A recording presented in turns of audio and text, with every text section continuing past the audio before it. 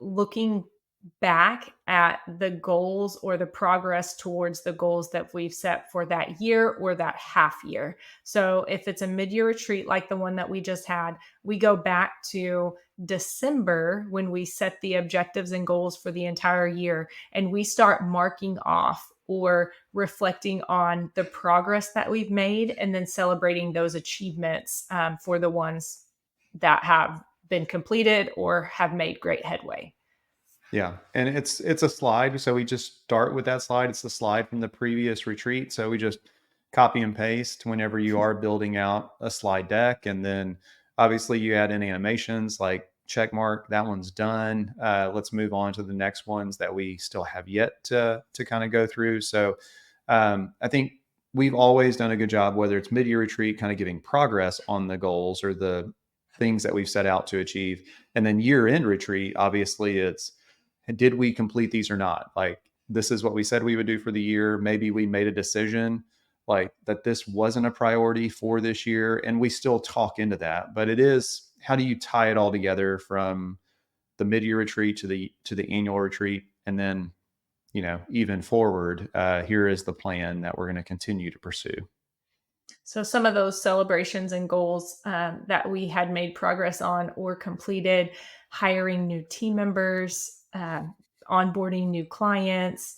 We had some career or professional development objectives that we'll talk about. We had whole sections of the team meeting dedicated to that, and some process improvement goals, as well as some objectives that we've been talking about and making great progress towards, as far as helping the accounting industry and our kind of peer community and network.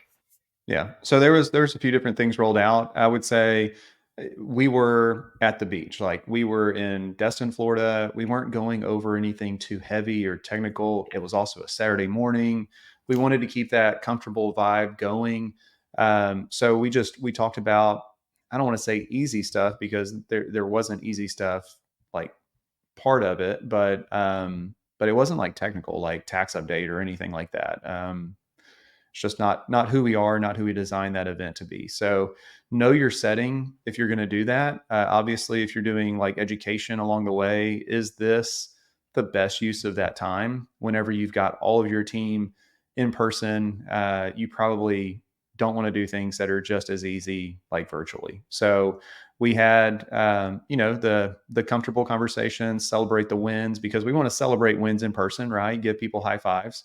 And then we also want to talk through any changes, especially changes that are going to have like follow-up questions. So beyond the like touching on the goals, kind of the revenue, where we were, and the different metrics that we got, we had some big wins. That 2 weeks leading up to that retreat, we actually signed a really big legacy existing client to a CAS engagement, and got us really close to almost our annual goal, as far as like 13 CAS engagements coming in one fell swoop. That was a huge win to celebrate with the team, talk through even what onboarding is going to look like for that. So there was just a lot of good things shared. And then we led into a change from our current bonus structure that we've had. How long had we had that bonus structure in place? Probably 5 years, 6 years.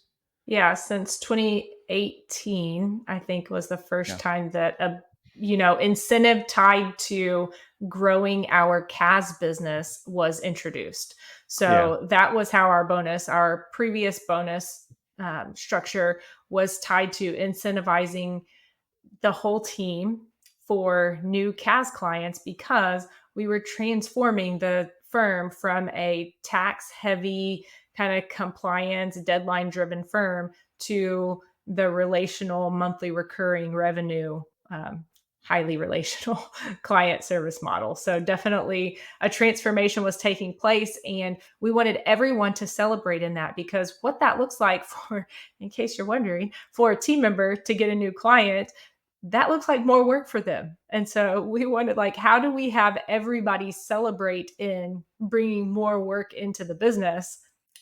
We bonus it, we share in what makes us excited about having a new client come into the business. Yeah, so we can, we started the journey from, essentially switching from 80% tax revenue to 80% CAS revenue about 7 years ago.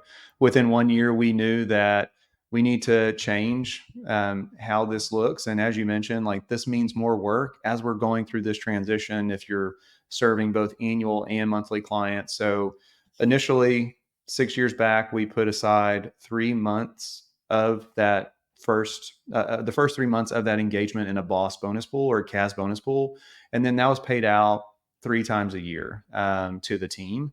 And their percentage in that bonus pool was either structured based on their role, how much involvement they had in the CAS business and that transformation. What it ultimately did, and why it was successful for a season, is it got people excited about the transition, about the transformation, and it tied bonus dollars to that. And so we continued that for 6 years.